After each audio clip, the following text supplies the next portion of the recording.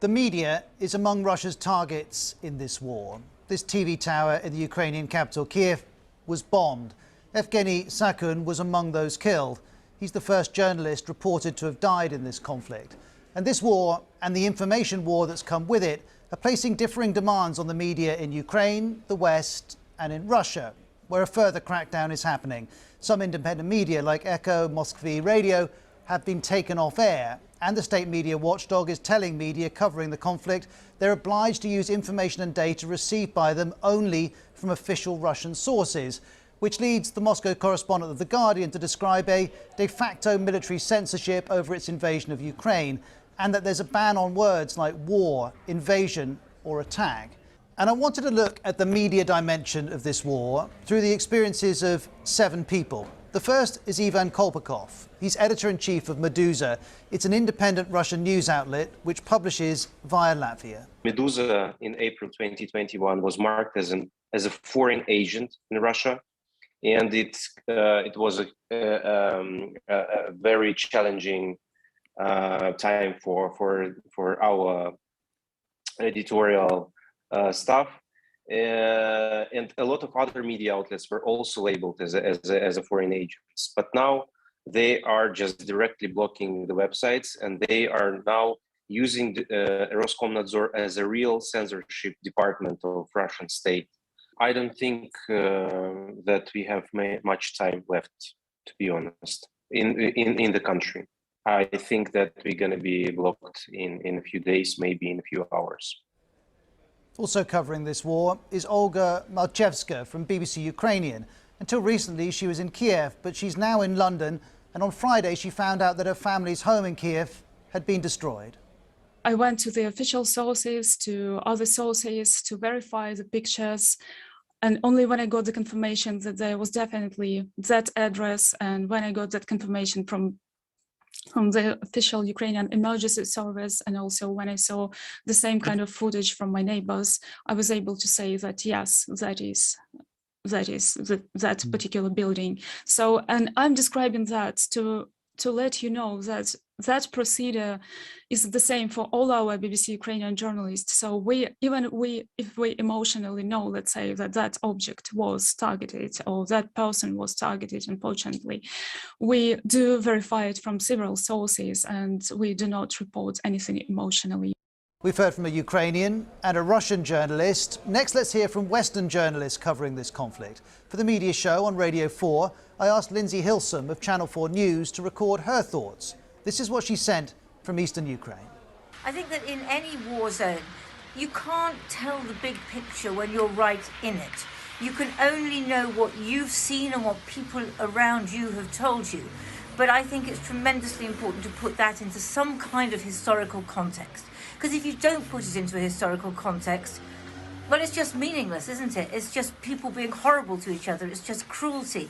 And this conflict, as much as any other, it's about the history of it. What Russians have traditionally thought about Ukrainians, the position of Ukraine, Ukraine as a nation, all of that. This issue of context, of seeing the whole picture, is also on Roland Oliphant's mind. He's the senior foreign correspondent of The Telegraph, and he sent me this on WhatsApp.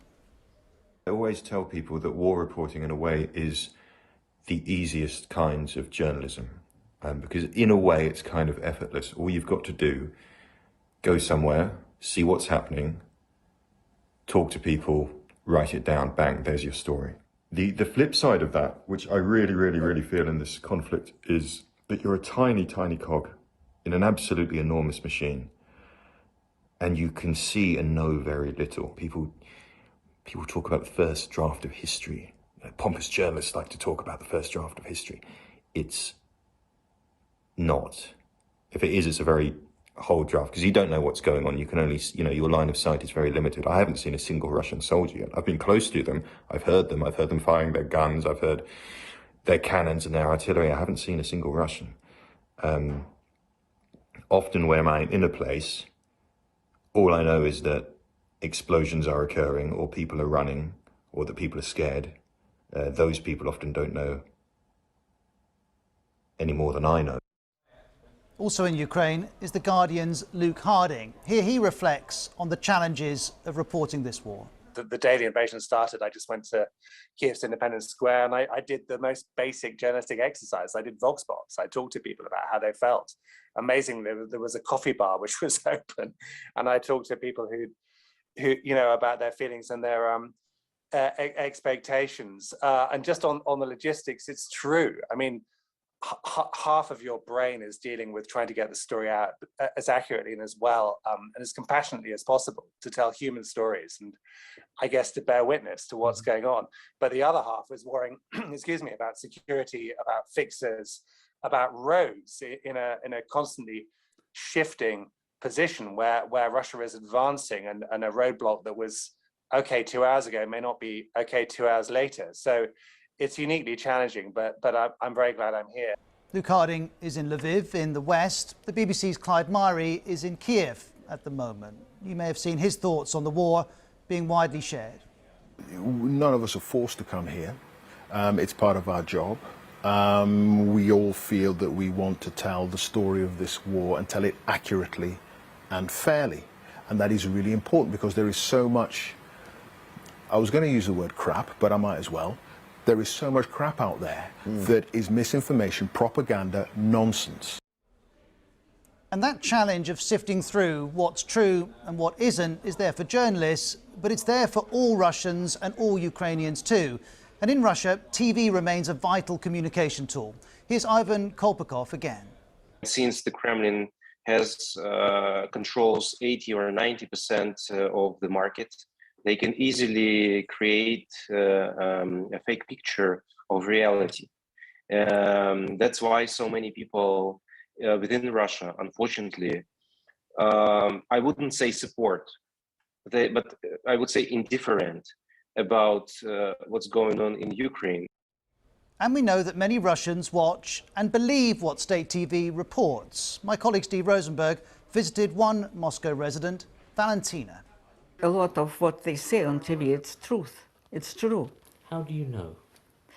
Well, you know, when I read in a foreign newspaper that, you know, Russians bomb Kharkov and so on, I know that it's not true because they promised not to do this and they will never do this.